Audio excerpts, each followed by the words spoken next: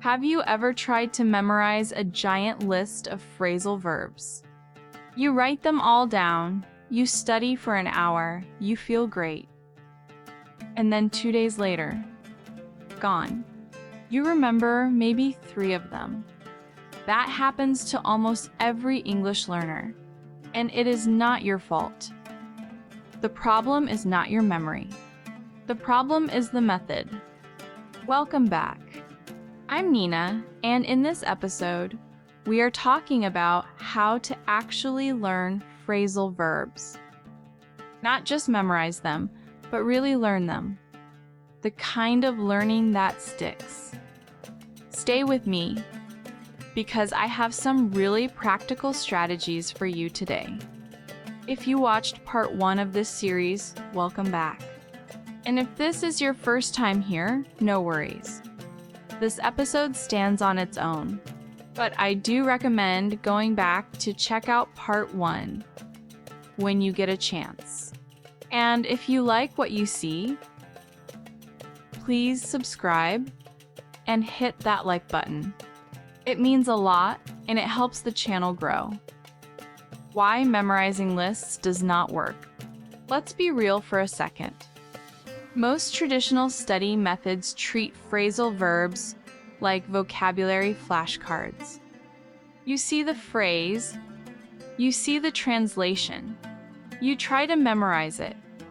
The problem is that phrasal verbs are not just vocabulary. They are expressions. They live inside sentences. They depend on context. Pull off sounds like it might mean to pull something away, but it actually means to succeed at something difficult. She pulled off an incredible performance. A list will never teach you that. Context will. Here is the truth that most native speakers do not even realize. They never studied phrasal verbs from a list. They learned them by hearing them in real situations over and over from childhood. And that is exactly the model we want to follow. Strategy 1. Learn in context. The most powerful strategy is simple. Always learn a phrasal verb inside a sentence. Do not just write, give up in the translation.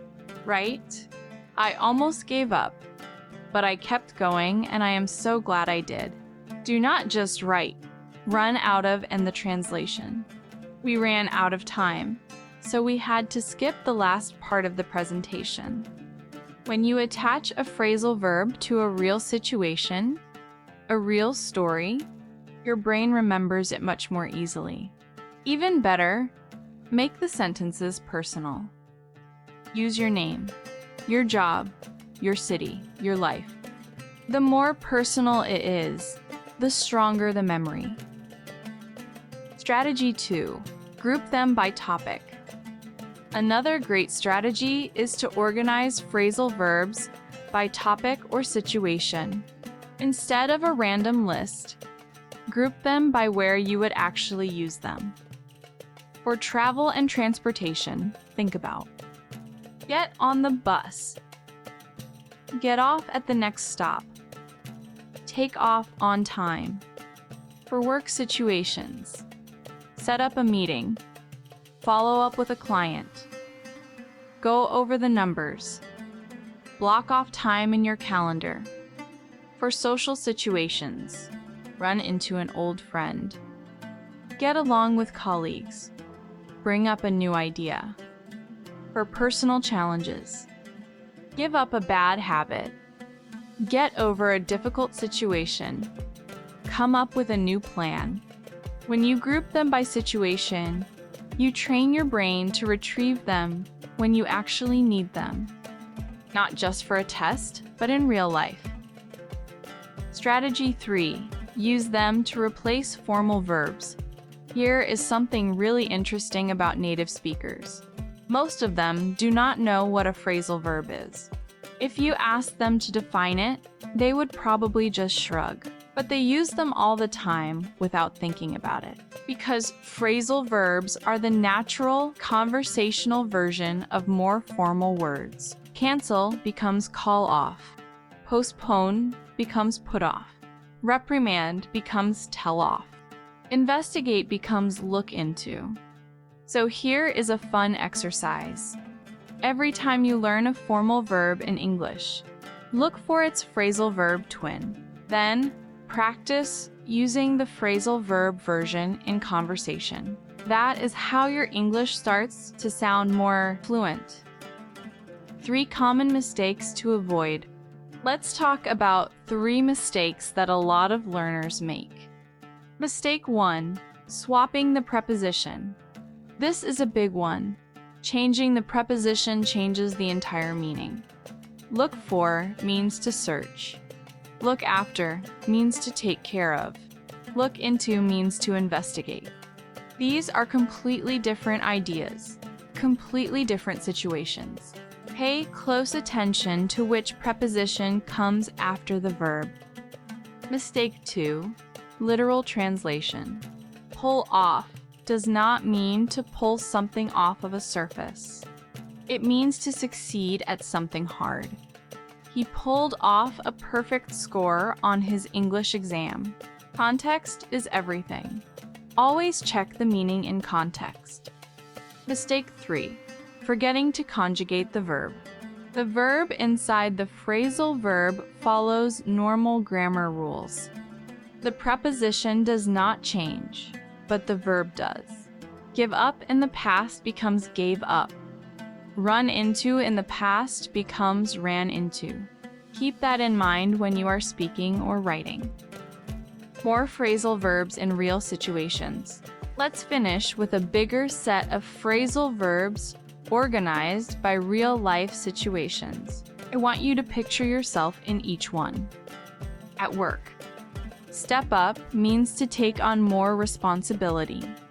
Hash something out means to talk through the details until everyone agrees. Pay off means to see the results of your hard work.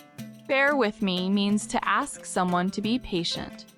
In social conversations, take up means to start a new hobby or routine. Bring up means to introduce a topic in conversation. Come across means to encounter something or someone unexpectedly. Lighten up means to ask someone to be less serious and relax a little. For personal growth, settle in means to get comfortable in a new place or situation. Cool down means to calm yourself after feeling angry or frustrated. Fix up means to improve or repair something. Rule out means that something prevents another thing from happening.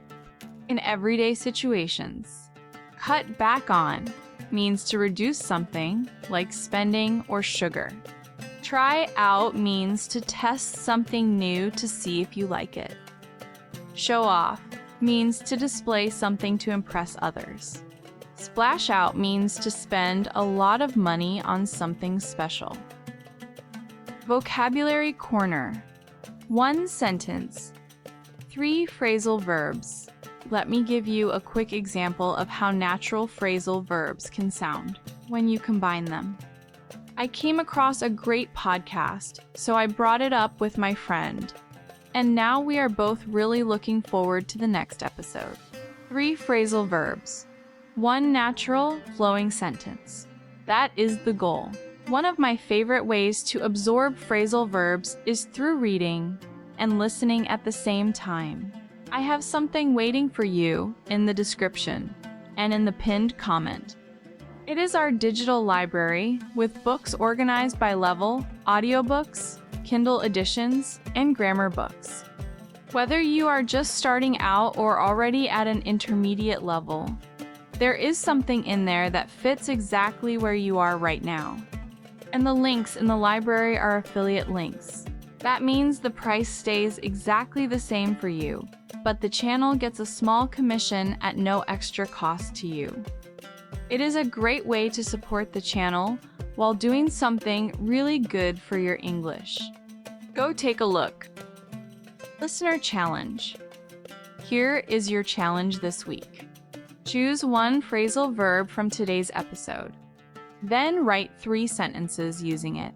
3 sentences about your real life. For example, if you choose payoff, all those hours of studying really paid off. My workout routine finally paid off. I ran my first 5K. Learning English is hard work, but it is going to pay off. Drop your 3 sentences in the comments. I want to see your progress. You know what I love most about this journey you are on? Every time you learn a new expression, every time you understand something you did not understand before, you are closing the distance between you and fluency. And that distance gets smaller every single day. Thank you so much for being here for both parts of this series. If this helped you, please like this video and subscribe so you do not miss what is coming next. Leave a comment and tell me, which phrasal verb from this series surprised you the most? I am always reading, and I love hearing from you. Keep going. You've got this. See you in the next episode. Take care.